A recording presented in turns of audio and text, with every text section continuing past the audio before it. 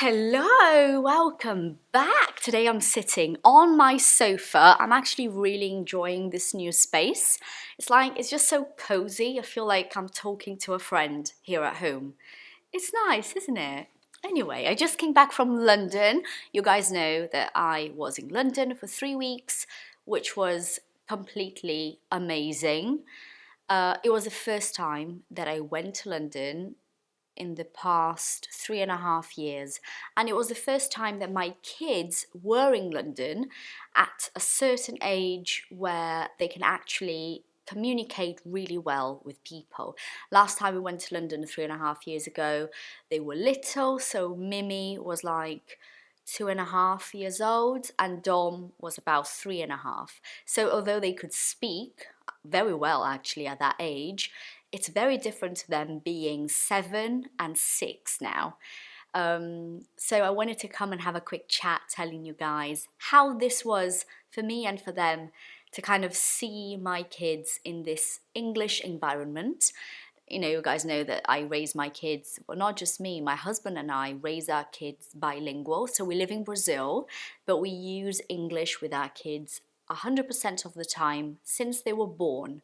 So from day one, we have only ever used English with our kids.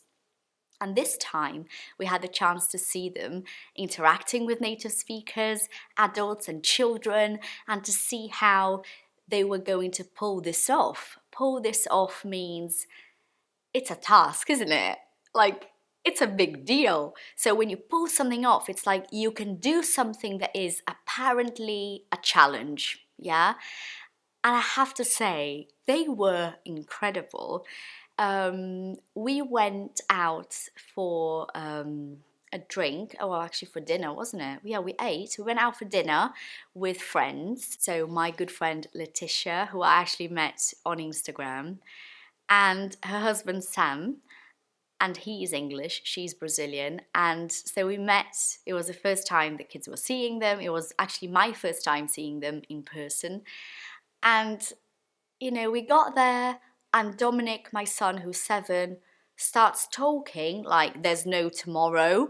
So he does not stop talking, especially to Sam, because I had told him before that Sam was English. So I think in his head, he was just really excited to be having this interaction with a native English speaker.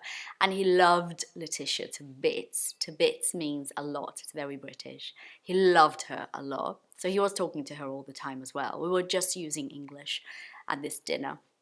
But with Sam, he was like proper interacting, like really, like asking questions and saying so many things about his life. From like the first minute we arrived, he just started talking. And it was actually very funny because at one point, this is something we use when we're telling a story. At one point, Dominic went to the toilet with Letitia and I stayed there with Sam and my husband. And I asked Sam, I said, so what do you think of Dominic's English? And he said, it's very good and he's very keen to use it. And this I wanted to teach you because I thought it was such a funny thing to say. It's such an English thing to say. When you say he's very keen to use it, means he really wants to use his English, right? Which means he does not shut up. He does not stop talking. It's a very polite way, which is why I think it's so English. It's a very polite way to say he will not shut up. Which was lovely. Mimi, on the other hand, is a very shy girl. So it takes Mimi a while to kind of warm up to someone, to get close to someone and start talking. But she did as well, and she was absolutely fine. What I noticed that was very clear to me was that both my children were able to understand practically everything that was being said around them, everywhere.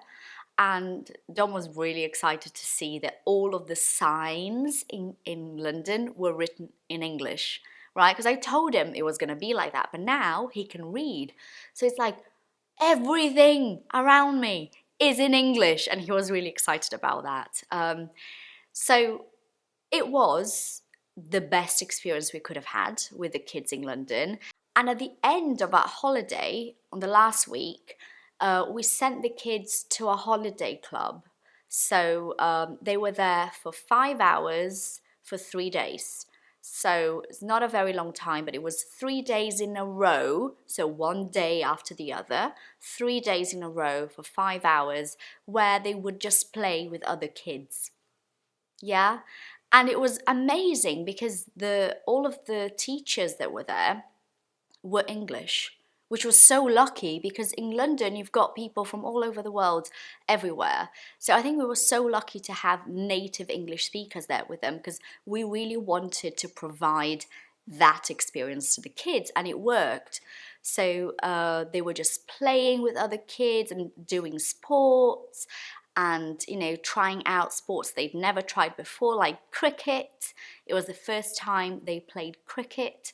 And it was very cool as well for them to learn the different names of games that they play in Brazil when they go to school here.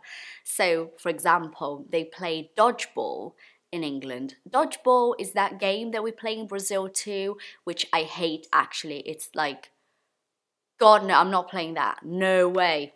Actually traumatized by that game from my childhood, but that's like a whole different story. We'll get to that one day. Dodgeball is a game where there's a ball. So that's already bad, isn't it? God, no. There's a ball, and the whole point is to like throw the ball at people and hit them. I mean, what? And that means that you get a point for your team, right? So dodge ball means like dodge the ball. When you dodge something, it's like you get away from it because you don't want to be hit, yeah? Dodgeball. So in Portuguese, I think we call it queimada. And they knew that game in Brazil because they play that at PE. PE is physical education. So they play that at PE. But now they learned that in English it's dodgeball. And, they were so excited about all of the new things they were learning and being in this environment. And they had absolutely no problem at all. Zero problem. It's just like they were English kids. It was absolutely amazing. So I want to say to you, parent who's trying to raise your kid bilingual, and or future parent who's thinking about doing that when you do have a kid, do it. God, it's the best thing you can do for your kid. And you have no idea how much your kid can absorb and how natural it is for kids who have bilingualism in their life from birth. Yeah, so bilingualism is actually always amazing at whatever age, but from birth is like absolutely wonderful. Anyway, I spoke so much. I'm actually thirsty from all my talking. Anyway, I hope you enjoyed it. Thank you for watching. Leave your comment telling me how you feel about bilingualism. If you're a parent who raises your kid bilingual, or if you're thinking about doing that when you do have a kid, I'd love to know. Thank you so much for being here. I'll see you guys next week. Take care of yourself. Bye.